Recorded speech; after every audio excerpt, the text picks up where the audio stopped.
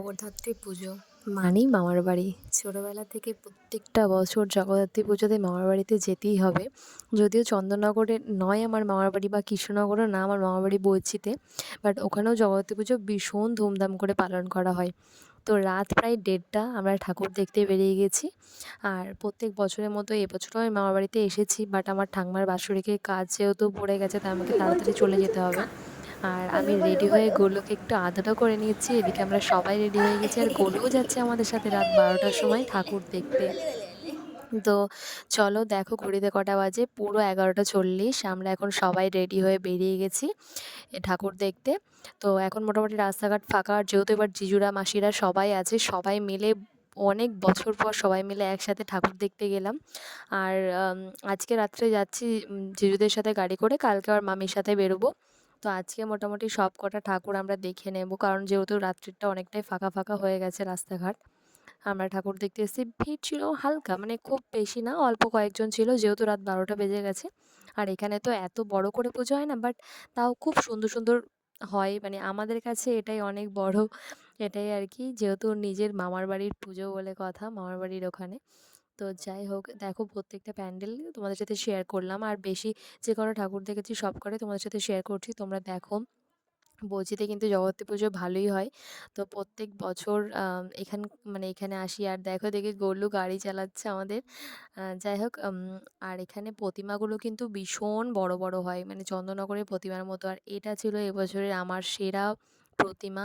এত অপূর্ব মাকে সাজিয়েছিল, মানে এত সুন্দর লাগছিল মাকে দেখতে, সেটা কল্পনা করা যায় না। তো আমরা সবাই মিলে এদিকে ঠাকুর দেখতে চলে এসেছি। আর যাই হোক, রাত্রিবেলা অনেকটাই রাত্রি হয়ে গেছে, দেখো গোলুর চোখে এখনও কিন্তু ঘুম নেই। ও সারা রাত জেগে আমাদের সাথে প্রায় ঠাকুর দেখেছে, ও একটুও ঘুমায়নি। আর দেখো লোকজন প্রায় এখন নেই বললেই চলে, কারণ প্রায় 1:30 বাজে। আর এখানকার ঠাকুরগুলো চন্দননগরের মতো অনেক বড় বড় প্রতিমা। এদিকে গোলু বাবা ফটো তুলতে ব্যস্ত আছে, আমাদের গোলু বাবা। আর আবার আমরা চলে এসেছি গাড়িতে। এরপর চলো বাকি ঠাকুর যেগুলো আছে সেগুলো তোমাদেরকে একটু দেখিয়ে নিই। আর বইচিতে কিন্তু বেশ অনেকগুলোই পুজো হয়, প্রায় 30টা মতো পুজো হয়।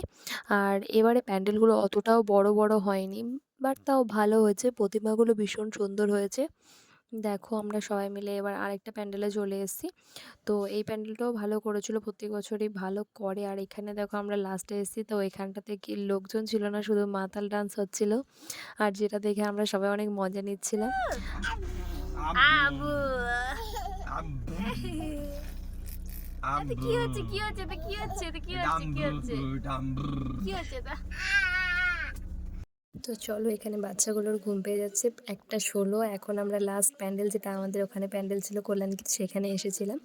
তো যাই হোক, দেখো গোলু বাবা পরের দিন সকালবেলা আমি একটু গোলুকে নিয়ে খেলা করছিলাম। আর গোলুর সাথে খেলা করতে সময় কাটাতে যে এত ভালো লাগে তোমাদেরকে কি বলবো। খুব কম দিনের জন্যই ওকে পাই।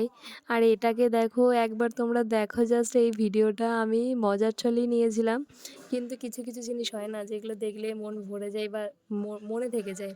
তো এরপর মাসি আর আমি চলে এসেছিলাম একটু শপিং করতে। মাসির অনেক কিছু কেনার ছিল, ও যখনই এখানে আসে, মুম্বাই থেকে কলকাতায় আসে, তখনই অনেক কিছু কিনে নিয়ে যায়, কারণ ওখানে এইসব জিনিস খুব একটা ভালো পাওয়া যায় না। তো একসাথেও অনেকগুলো কানের কিনেছে আর প্রচুর শপিং করে ফেলেছে। এখানেই শেষ না, আবার এসেছে শিহরির জিনিসগুলো কিনতে। এখানে পলা বাঁধানো থেকে শুরু করে চেন, মঙ্গলসূত্র, অনেক কিছু কিনেছে মাসি। তো জগদ্ধাত্রী পুজোর সামনে আর ও ওখানে এগুলো পায়ও না।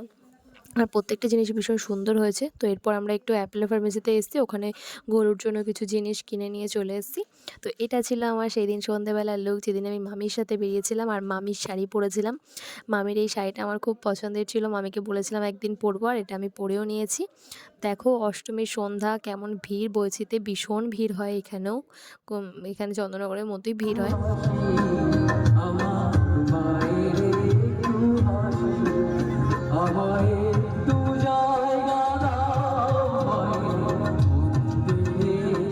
এই পুজো মণ্ডপের সামনে অনুষ্ঠান হচ্ছিল। কিছু কিছু শিল্পীরা এসেছিলো এখানে গান করার জন্য। আর এখানে মামিরা খাচ্ছে তান্দুরি চা আর আমি খাচ্ছিলাম এগ রোল। আর দেখো এই ছোটোবেলার এই, মানে আমাদের টাইমে বেলুনগুলো যেরকম ছিল আর এই বেলুনগুলো কত আলাদা, কত সুন্দর।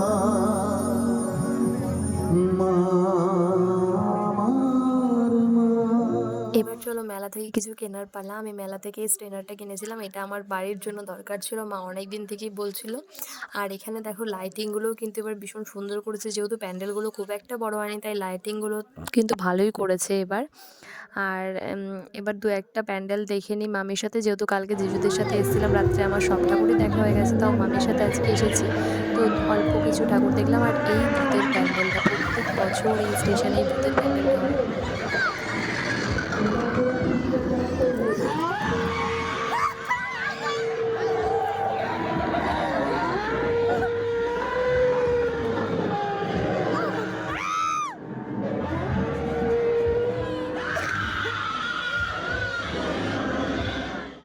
এবারে সব শেষে চলে এসেছি আমাদের মামাদের ভাইদের ক্লাবের প্যান্ডেল কল্যাণকীর্তের প্যান্ডেলে। তো তোমরাই দেখো যে এবার কল্যাণকীর্তে কেমন সুন্দর একটা থিম আমাদেরকে উপহার দিয়েছে। তো তোমরাই বলবে যে তোমাদের সমস্ত প্যান্ডেলের মধ্যে কোন প্যান্ডেলটা সবথেকে বেস্ট লেগেছে। আর এবার আমার ফটো ভিডিও করে দেওয়ার কোনো লোক ছিল না, তো আমার মামিকে কোনো রকমের ফোনটা সেট করে দাঁড় করিয়ে দিয়েছিলাম।